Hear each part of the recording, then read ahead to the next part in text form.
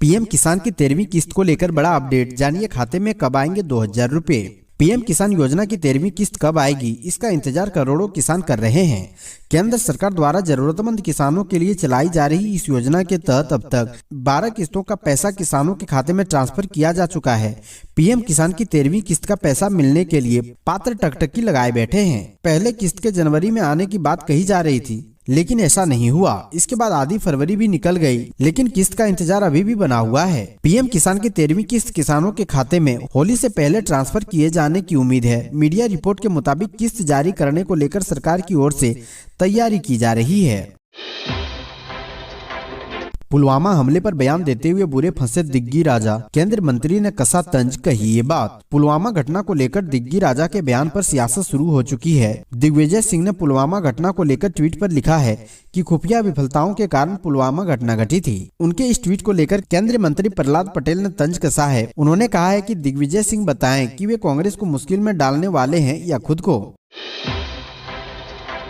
पशुपति पारस का दावा, 2024 से पहले गिर जाएगी बिहार सरकार, सीएम नीतीश ने किया पलटवार। केंद्रीय मंत्री पशुपति कुमार पारस ने सोमवार को दावा किया है कि 2024 के लोकसभा चुनाव से पहले बिहार सरकार गिर जाएगी, जिस पर मुख्यमंत्री नीतीश कुमार ने तीखा पलटवार करते हुए उन्हें जाने और जश्न मनाने के लिए कहा है। मीडिया कर्मियों से बात करते हुए राष्ट्रीय लोक जनशक्ति पार्टी के अध्यक्ष पारस ने कहा है कि पिछले 5 महीनों के गठबंधन के 3 विकेट गिरे हैं। उन्होंने कहा, बिहार में महागठबंधन के लिए स्थिति अच्छी नहीं दिख रही है।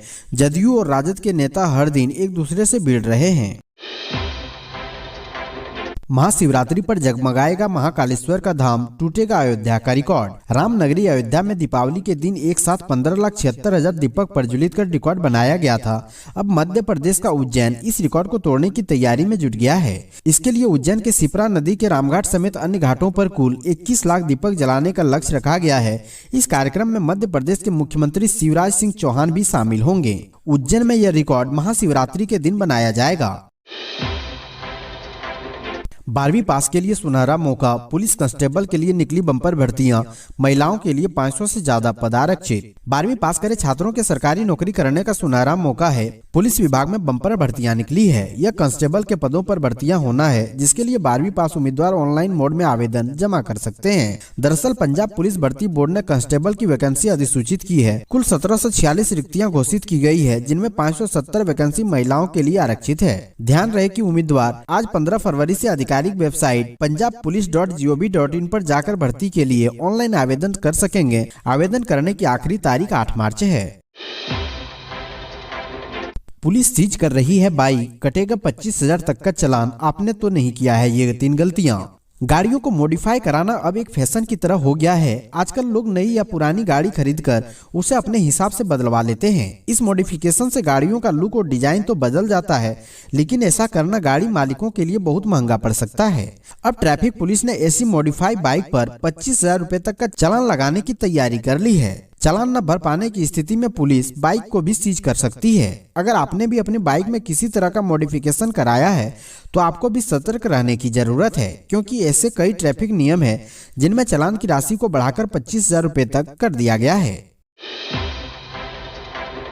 पैन कार्ड बना रखा है तो जान लीजिए अहम अपडेट, वरना उठानी पड़ेगी काफी ज्यादा दिक्कतें। इनकम टैक्स विभाग की ओर से काफी वक्त से ही एक बात का बार बार रिमाइंडर दिया जा रहा है। इस रिमाइंडर के तहत आधार कार्ड को पैन कार्ड से लिंक कराना है। दरअसल इनकम टैक्स विभाग की ओर से काफी वक्त से लोगों को कहा जा रहा है, जिन लोगों का पैन कार्ड आधार कार्ड से लिंक नहीं है वो जल्द ही ये काम करा लें, वरना उनका पैन कार्ड निष्क्रिय हो जाएगा। इसके लिए इनकम टैक्स विभाग ने आखिरी तारीख भी निर्धारित की है। इनकम टैक्स विभाग का कहना है कि 31 मार्च 2023 तक लोगों को अपना पैन कार्ड आधार कार्ड से लिंक कराना होगा। जो लोग पैन कार्ड को आधार कार्ड से लिंक कर लेंगे उनका पैन कार्ड सुचारू रूप से चलता रहेगा। वहीं जो लोग 31 मार्च 2023 तक आधार कार्ड को पैन कार्ड से लिंक नहीं कर पाएंगे उनका पैन कार्ड निष्क्रिय हो जाएगा। राजस्थान में ओबीसी आरक्षण 27% करने की मांग, कांग्रेस एमएलए ने सीएम गहलोत को लिखा पत्र। राजस्थान में एक बार फिर से ओबीसी आरक्षण बढ़ाने की मांग तेज होती जा रही है। पूर्व मंत्री और कांग्रेस विधायक हरीश चौधरी ने ओबीसी आरक्षण को 21% से बढ़ाकर 27% करने की मांग की है। उन्होंने मुख्यमंत्री अशोक गहलोत को लिखे पत्र में कहा है कि राज्य में ओबीसी वर्ग की जनसंख्या करीब 50% से भी अधिक है। राज्य सरकार की सेवाओं में ओबीसी वर्ग का आरक्षण मात्र 21% ही है। विभिन्न विसंगतियों के कारण यह और भी कम हो जाता है। उन्होंने कहा कि 2019 में 103वें विधानसभा संशोधन के तहत आर्थिक पिछड़ा वर्ग को 10% आरक्षण देते समय अधिकतम आरक्षण की बाध्यता समाप्त कर दी गई थी, जिसकी मान्यता सुप्रीम कोर्ट के 5 जजों की पीठ ने 7 नवंबर 2022 को दे दी।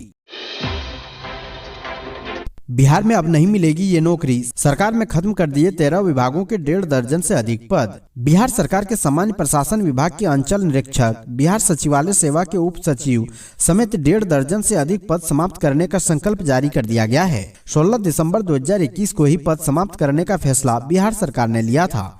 जिन पदों को समाप्त किया गया है वे सभी 13 विभागों से संबंधित पद हैं और इसमें से अधिकतर पद अव्यवहारिक हो गए थे। हालांकि पद समाप्त करने के लिए किए गए फैसले के 1.5 साल बाद संकल्प जारी किया गया है। विभाग ने सरकार के संकल्प 2015 का उल्लेख करते हुए लिखा है कि पहले पद समाप्त करने का प्रावधान नहीं था, लेकिन कैबिनेट ने इसकी समाप्ति करने की अनुशंसा की है। हमें मिलकर देश बचाना है, सीएम अरविंद केजरीवाल से मिले तेजस्वी यादव। विपक्षी एकता को ताकत देने के लिए और मिशन 2024 की तैयारियों में सभी दल जुटे हुए हैं। महागठबंधन की कोशिशें भी जारी है। दिल्ली में डिप्टी सीएम तेजस्वी यादव ने सीएम अरविंद केजरीवाल से मुलाकात की है। इससे पहले उन्होंने झारखंड के सीएम हेमंत सोरेन से मुलाकात की थी। केजरीवाल से तेजस्वी यादव की इस मुलाकात के बाद हलचलें तेज हो गई है। डिप्टी सीएम तेजस्वी यादव ने मंगलवार को दिल्ली के मुख्यमंत्री और आम आदमी पार्टी के सुप्रीमो अरविंद केजरीवाल से मुलाकात की। यह मुलाकात अरविंद केजरीवाल के आवास पर हुई। पार्टी द्वारा दी गई जानकारी के अनुसार इन दोनों ही नेताओं के बीच देश की वर्तमान सामाजिक, राजनीतिक और आर्थिक मुद्दों पर विस्तार से चर्चा हुई। तेजस्वी यादव ने ट्वीट कर इस मुलाकात की जानकारी दी है। यूपी बोर्ड परीक्षा 16 फरवरी से, सीएम योगी ने दिए कड़े निर्देश, नकल की तो लगेगा एनएसए। उत्तर प्रदेश में नकल विहीन परीक्षा करने के लिए योगी सरकार ने बड़ा एक्शन लिया है। यूपी बोर्ड की परीक्षाओं को लेकर पहली बार अधिकारियों को आदेश दिया है।